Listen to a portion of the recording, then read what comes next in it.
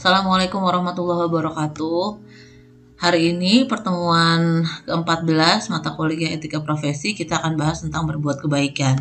Sebelumnya kita udah bahas tentang kaitan desainer grafis dengan misalnya dengan dunia marketing, di mana desainer grafis itu rentan sekali kita berbuat hal-hal yang misalnya bohong gitu ya, dengan cara editing yang nggak sesuai ya, atau enggak memanipulasi gambar. Nah, ini salah satu solusi yang ditawarkan oleh David Berman ya dalam bukunya Do Good Design, yaitu berbuat kebaikan.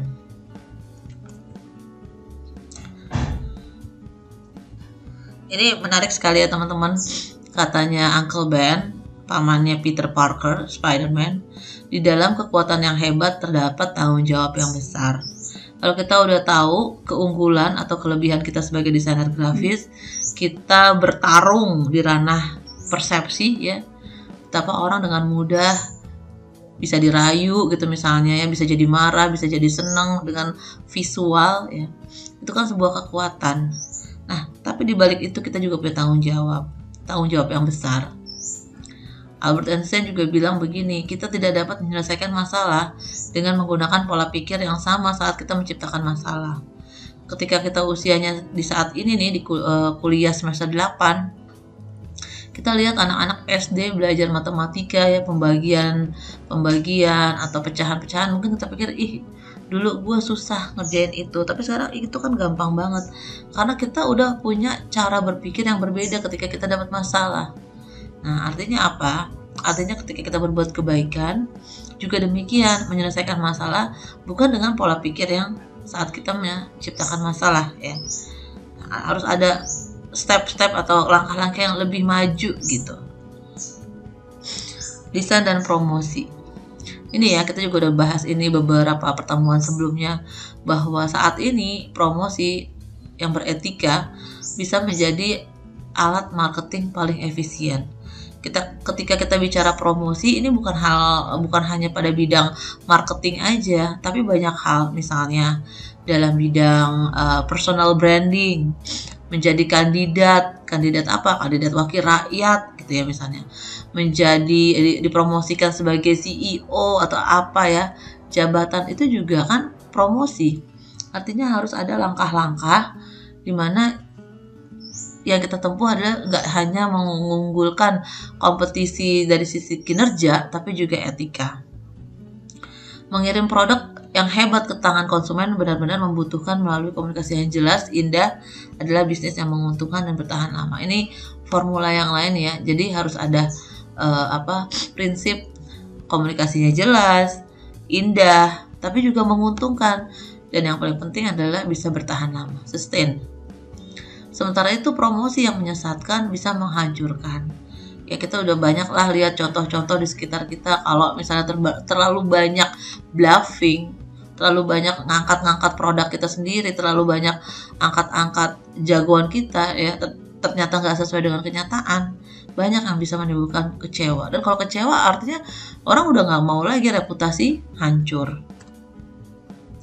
Nah, masih mau ngomongin desain dan promosi, ini ada prinsip menarik dari Jepang namanya Kaizen. Kaizen artinya menjadi lebih baik. Ini paling gampang lihatnya dari industri otomotif. Mobil pertama yang dikeluarin itu kan dari Amerika. Nah, berarti Jepang itu sebenarnya bukan negara yang pertama kali menghasilkan mobil. Tapi kenapa mobil-mobil Jepang itu banyak diminati? Karena Jepang punya prinsip Kaizen. Apa prinsip Kaizen itu? Artinya membuat menjadi lebih baik. Udah ada barang yang lain yang baru muncul tapi dimodifikasi menjadi lebih baik. Mobil-mobil Amerika umumnya besar ya, gede gitu ya, space-nya luas. Kalau space-nya luas dan besar artinya dia butuh bahan bakar lebih banyak. Kalau dia butuh lebih banyak bahan bakar artinya lebih mahal. Nah, poin-poin tersebut dijadikan gambaran buat Jepang gimana menciptakan mobil yang ramah lingkungan, bensinnya sedikit, cepat misalnya ya, dan harganya bisa lebih murah. Ini juga salah satu cara berbuat kebaikan, yaitu desain untuk rakyat. Ini penting sekali teman-teman. Kita lihat ya di sini keterangannya. Ini desain bungkus rokok yang kayak begini pertama kali dicetuskan oleh David Berman. Di Kanada sejak tahun 2000 kemasan rokok memberikan peringatan seperti ini, dan hasilnya setelah 6 tahun jumlah perokok di Kanada menurun. Nah, keberhasilan ini akhirnya Uni Eropa, Brazil, Australia juga meniru. Ya, mungkin kalau di Indonesia nanti tarik-tarikannya kan sama cukai, petani, pabrik, buruh pabrik gitu ya. Tapi sebetulnya kan bisa dicari jalan tengahnya. Gimana caranya? Yang penting ingetin dulu gitu. Ya, supaya apa? Supaya kita mau bikin generasi yang lebih baik. Nah, ini juga ya masih ngomongin rokok. Iklan rokok dan kebebasan bicara. Buat teman-teman yang bilang nggak apa-apa rokok, oke, nggak apa-apa, itu kan pendapat orang. Tapi coba kita lihat kasus-kasusnya ya. Ini rokok mengakibatkan kecanduan. Akibat rokok, 1 mengakibatkan 4.000 kasus kebakaran. Kalau di Amerika, kerusakan propertinya senilai 50 juta. Nah, kalau misalnya ini kita khawatirkan akan berpengaruh pada industri rokok, kalau begitu desain yang perlu dirubah. Gimana caranya rokok aman api ya, tidak mengakibatkan kebakaran, dan misalnya lebih menyehatkan gitu misalnya ya. Nah, harusnya kan itu cari solusi kayak begitu. Melakukan kebaikan dan berbuat baik. Standar kebaikan bagi setiap desainer tuh apa sih? Semua orang kan punya standar kebaikan. Kalau saya secara pribadi, saya sering banget ngeliat ada ya orang-orang di sekitar saya, dia orangnya baik ya gitu. Orangnya baik, sebetulnya kategori baik itu kayak gimana sih? Kalau buat saya pribadi, saya ngelihat orang baik itu, kita baru bisa bilang dia baik ketika kita sudah lama berinteraksi sama dia. Orang baik itu adalah, kalau mau saya, orang baik itu adalah ketika kita dalam keadaan terpojok, terpuruk, ya, dia datang untuk menolong. Itu buat saya definisinya. Tapi kan buat orang-orang itu beda-beda definisi baik. Ada yang bilang misalnya baik itu orang yang tidak pilih kasih misalnya gitu ya, atau orang yang tidak pamrih gitu ya. Ya terserah ya, semua orang punya kriteria-kriteria gitu. Selama nanti kita hidup, definisi-definisi tersebut bisa berubah. Kenapa? Karena kita bertemu banyak orang yang baru ya, kebiasaan-kebiasaan yang baru. Jadi memang berbuat kebaikan dan berbuat baik ini mirip-mirip, tapi balik lagi teman-teman, bahwa yang namanya kebaikan itu biasanya tujuannya bukan hanya, kalau buat saya, menurut saya tujuannya itu bukan hanya manusia aja. Ada nilai lain yang dia tuju sehingga bisa berbuat baik di mana aja. Nilai lain itu apa? Motivasi lain, misalnya gue pengen masuk surga gitu misalnya, pengen dapetin pahala atau bagaimana ya. Jadi karena biasanya kalau kita cuma ngandelin manusia supaya manusia itu berbuat baik juga ke kita, ujung-ujungnya kita bisa kecewa. Melakukan kebaikan dan berbuat baik, ini salah satunya ya, pulpen. Gimana dengan sampah-sampah pulpen ini? Kemana? Apa yang harus kita lakukan? Ya, ternyata ada riset juga bahwa 13% produk dari BIC itu beracun. BIC itu adalah produsen pulpen dari Cina yang mengekspor ke 5 benua. Beracun. Nah, kalau kayak begitu nanti gimana masyarakat? Gimana bumi? Nah, ini mungkin salah satu solusinya. Ada kemasan yang dibuat dari ekstrak bambu. Jadi ini food degradable ya, environment friendly. Ini juga plastik yang dibuat dari cassava atau singkong, ekstrak singkong. Dan balik lagi ke pulpen. Nah, ini ada ya, pulpen isi ulang, Fisher Space Pen ya, salah satunya itu. Nah, itu contoh-contoh berbuat kebaikan. David Berman bekerja sama dengan Kementerian Hukum di Kanada membuat desain aturan hukum. Intinya adalah gimana kegiatan kita bisa bermanfaat buat orang banyak dan tahan lama. Ini beberapa desain yang bermanfaat ya, jadi nggak cuma dibuang begitu aja. Poster Salvation Army nggak cuma berbentuk poster, tapi juga bisa jadi selimut yang bisa digunakan untuk tunawisma. Ini juga ya, recycle barang-barang bekas, reduce, reuse, recycle.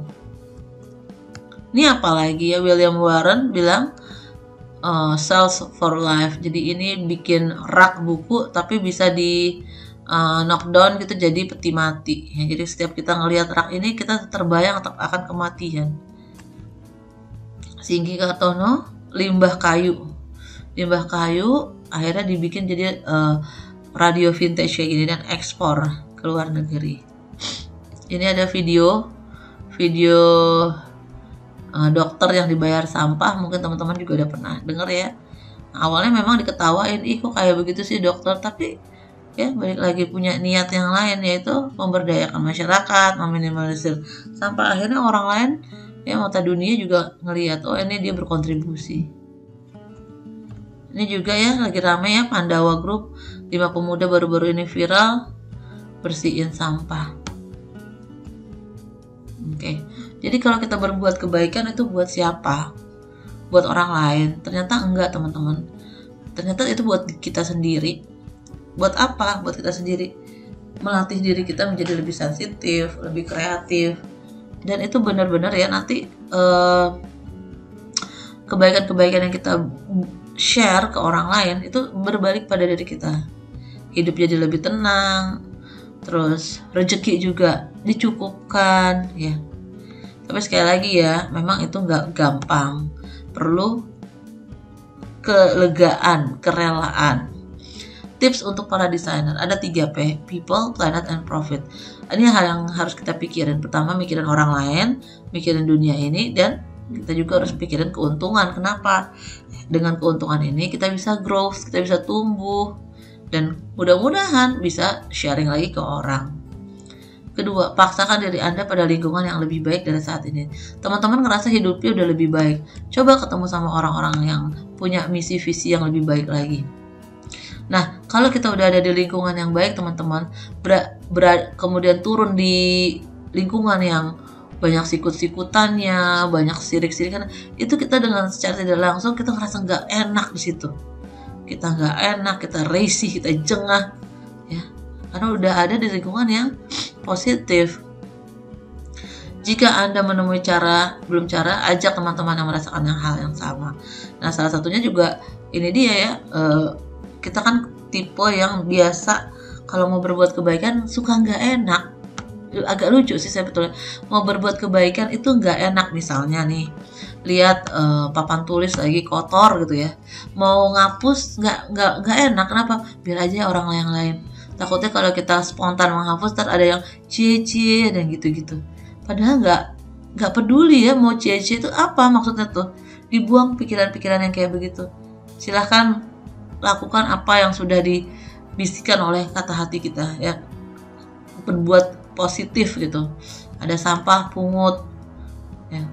Dengan demikian apa kita terbiasa ngelihat kayak begitu nggak enak. Oke, baik teman-teman, segitu aja. Semoga bermanfaat materinya. Kita tutup sampai di sini. Assalamualaikum warahmatullahi wabarakatuh.